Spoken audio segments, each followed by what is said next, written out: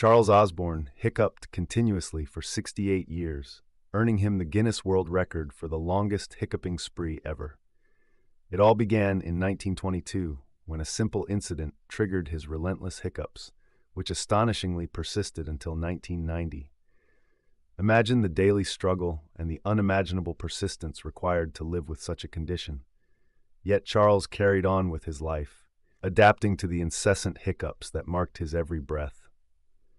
This incredible endurance story isn't just a medical marvel, it's a testament to human resilience in the face of the bizarre and the challenging.